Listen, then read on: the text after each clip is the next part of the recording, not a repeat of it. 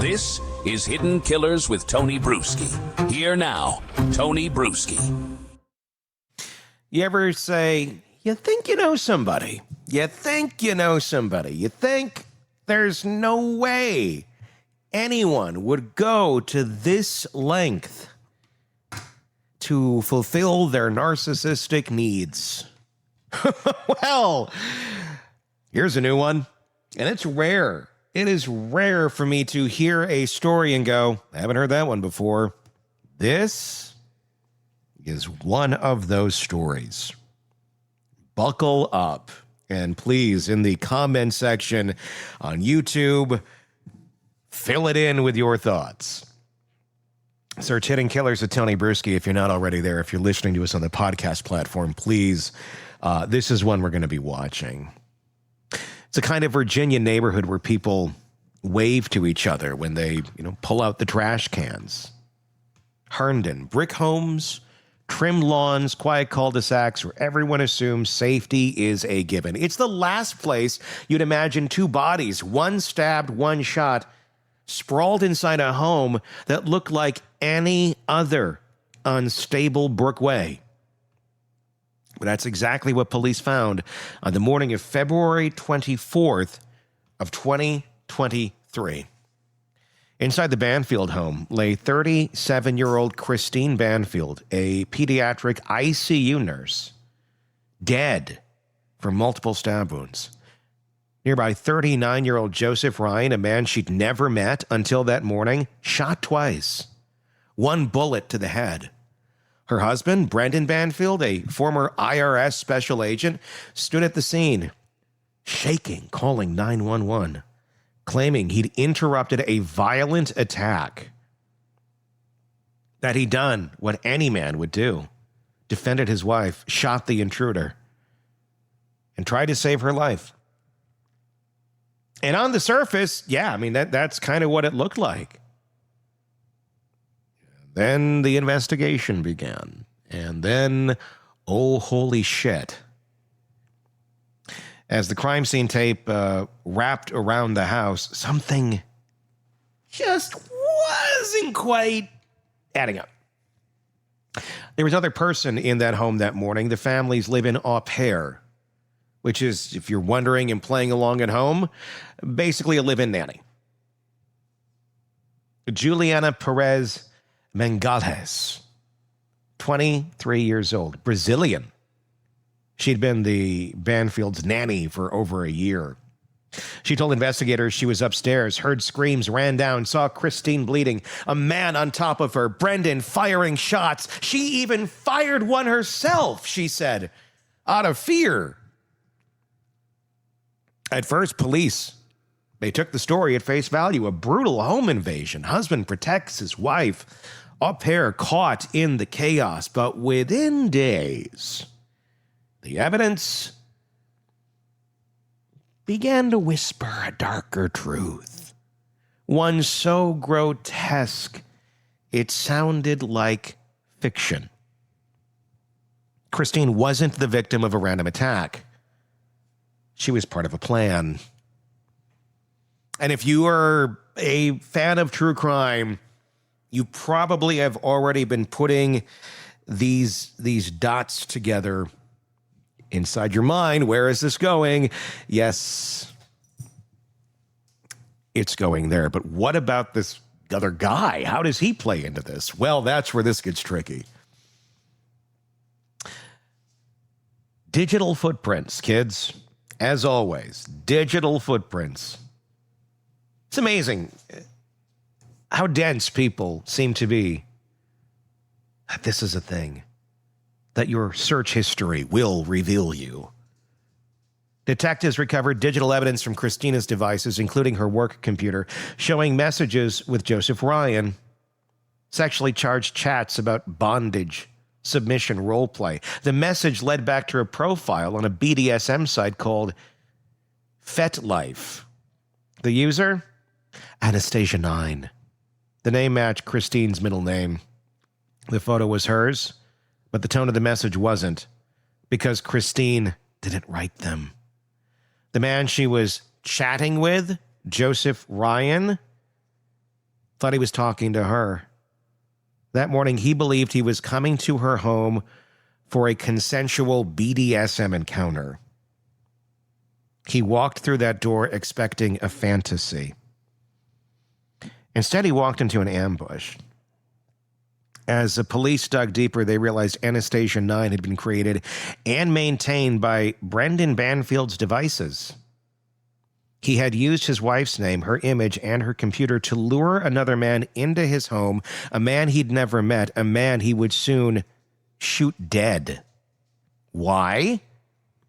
Because prosecutors say Banfield had grown tired of his wife. Divorce wasn't good enough. Divorce meant money, exposure, shame. But a violent home invasion, one that left his wife dead and him the hero, that could work. It could give him the freedom he wanted and the sympathy that matched it. It's a perfect narcissist cocktail. It's like the perfect narcissist cocktail. And right beside him through all of it was his live-in au pair, Juliana. Juliana wasn't just the nanny, as you might have guessed. She was his lover. Prosecutors say the affair began months before the murders, sometime in late 2022. She was drawn in by his charm, his promises, and his control. He was drawn in by her youth and loyalty, someone who would believe his twisted rationalizations and eventually help him act on them. All allegedly.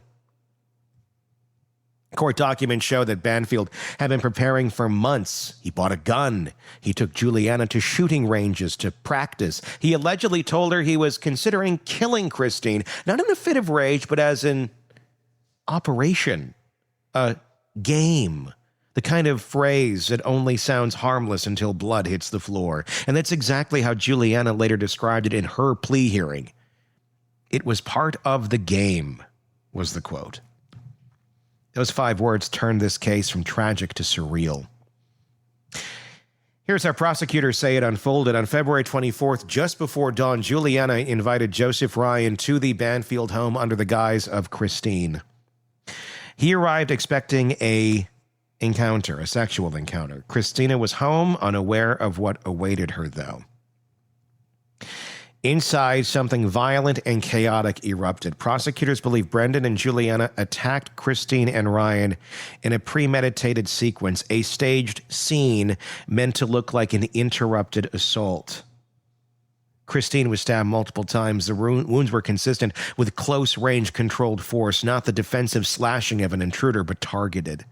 Deliberate thrusts. Her blood was later found smeared on Ryan's clothing, but not in a way that matched the sequence of events Brendan described. In other words, it was staged. And then came the gunfire. Brendan fired twice at Ryan. Juliana fired once. When police arrived, they found Christine beyond saving, Ryan dead, and the couple's story rehearsed. Too rehearsed. Banfield said he'd woken to screams, grabbed his gun, ran downstairs, found a man attacking his wife, and shot him. Juliana said the same. But forensic timing, text logs, and call data painted a slightly different timeline. The murders happened before the 911 call, long enough for staging, cleanup, and fabrication. Christine's wounds suggested she never even had a chance to defend herself. As investigators built their case, the moral scaffolding collapsed. The quiet family with the au pair and smiling social media posts was gone. In its place, a sexual manipulation plot that used fantasy as cover for murder. Juliana was arrested first. She claimed she was a victim, that she'd been groomed and coerced to pawn in Banfield's twisted plan, but prosecutors argued that she was far more involved, that she lured Ryan there, that she picked up the gun, that she knew what was about to happen and still played her part. In 2024, she struck a plea deal, manslaughter. She admitted partial culpability, calling the entire thing a game orchestrated by Banfield. The state agreed to recommend a reduced sentence, time served, deportation, if she cooperates at his trial.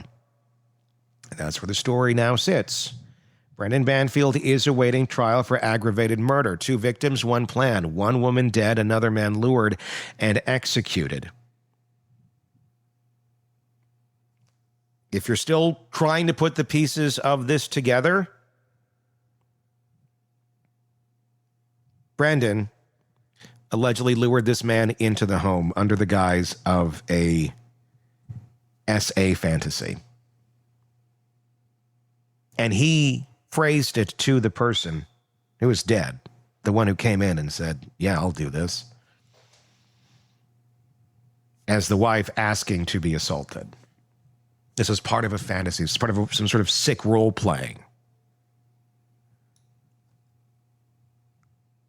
And then he could come down. She doesn't know what's going on. She is being assaulted, literally being assaulted by a stranger. She knows none of this is happening. And what happens as that horror continues? Well, hubby comes down, kills the assailant. She's probably thinking, thank God. And then they stab her. The savior, the man that's supposed to be, in her mind, he's stopping this. He's coming to save my life. You realize it's all a twisted plot. He was there. He was there to kill you and make it look like this guy was doing it, so he could go have the affair with the au pair. It's hard to overstate the psychological absurdity of it all, because this wasn't a crime of passion. This wasn't a fight gone wrong. This was the deliberate merging of fantasy and lethal intent, a man using fetish role play as both weapon and camouflage. In a twisted version of BDSM dynamics, the ultimate dominant act became homicide, control, ownership, erasure. He didn't just want Christine dead, he wanted her rewritten. He wanted to script her final chapter as a submissive victim, the excuse. And he wanted someone to watch, someone to help, someone who wouldn't stop him. That someone was Juliana. If you look at her interviews, you can see how she folds into the narrative. She speaks in passive terms. He told me it was a fantasy. He said it was part of the game. I didn't understand what was real. Her words feel like echoes of every manipulated accomplice who ever thought loyalty could cleanse complicity. It is a psychological paradox. The need for belonging so powerful it silences instincts. Juliana wasn't just controlled. She was converted, drawn into a world where morality is suspended under the pretense of role play, where saying no becomes disobedience, where the game becomes the only reality left. Prosecutors will likely frame her as a participant, the defense as a victim. What's certain is that two innocent people, Christine Banfield and Joseph Ryan, died because someone decided that domination was more thrilling than decency. In the months that followed, the story fractured Herndon's sense of safety. This wasn't just another murder case. It was an existential reminder that evil doesn't always come knocking down the door. Sometimes it opens it from the inside. Neighbors recalled seeing the au pair playing with the Banfield's daughter in the yard. Christine was described as warm, kind, overworked but devoted. The perfect family from the outside. Inside the walls hid rehearsals, messages, weapons, fantasies, turned plans. When investigators traced the FetLife conversations, they found the cruel irony. Ryan thought he was entering a consensual encounter with a married woman. Instead, he became the instrument of her death. Bait in her husband's scheme. He never stood a chance. Forensics unraveled Banfield's self-defense story. Ballistics, blood splatter, and timestamps contradicted his 911 narrative. Christine's blood had been manipulated. The pattern of her wound showed she wasn't attacked by Ryan. The gunshots fired at Ryan didn't match the position Banfield claimed he was at when he saved, quote unquote, his wife. And the kicker? Investigators believe Banfield shot Ryan twice after Christine was already dead, meaning the supposed intruder attack never existed, meaning both victims were collateral in a perverse piece of theater. Now, as Banfield sits in the Fairfax County Jail awaiting trial, the case is being dissected not just by prosecutors, but by psychologists, criminologists, and anyone trying to understand how a suburban family implodes into bloodshed like this. What drives someone like Brendan Banfield? It's not insanity in the clinical sense. It's something colder. Entitlement, a sociopathic confidence that he could choreograph death and get away with it, that his intelligence and badge would shield him, that playing God would be a secret game no one could ever prove. And what drives someone like Juliana? The psychological literature on coercive control paints a clear picture. Isolation, dependency, the steady erosion of boundaries. Once the line between obedience and morality blurs, the unthinkable becomes inevitable. The legal system now has to untangle the aftermath. Juliana, her guilty plea positions her as both witness and participant, the state's most valuable asset and its most unreliable narrator. Brandon's defense will attack her credibility, paint her as the true instigator, the jealous lover who went too far. The prosecution will counter with digital evidence, the FetLife messages, the gun purchase, the soundproofing, the rehearsed story. Either way, the truth remains unspeakably bleak. Christine Banfield died in her own home, likely confused, terrified, betrayed by the people she trusted most.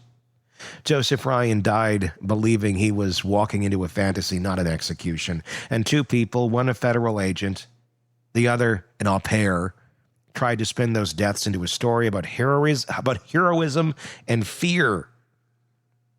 It worked for about an hour. Then the evidence started to talk. If you've ever wondered what the face of control looks like, it isn't always rage. Sometimes it's calm and measured, smiling in family photos. Sometimes it's a husband planning his wife's murder under the guise of kink and calling it a game.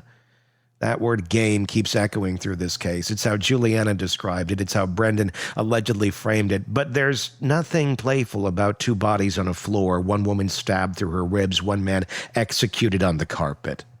The only game here was how long they thought they could fool everyone else.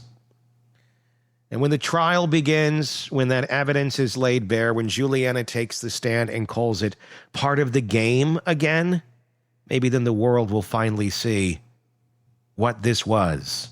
Not passion, not fantasy, not kink. Just the oldest story in the world. Control, deceit, and a woman who didn't realize she was sleeping behind her own executioner. Quite an insane story, isn't it? Give me your thoughts in the comments section on YouTube. If you're not already there, search Hidden Killers with Tony Brueski. You will find us. Do that same wherever you're getting podcasts as well. And please hit subscribe. We're going to keep following this. We'll bring you the trial when it happens as well. Scary world, isn't it? Until next time, I'm Tony Brueski. We'll talk again. Want more on this case and others? Then press subscribe now and don't miss a moment of true crime coverage from Tony Brueski and the Hidden Killers podcast.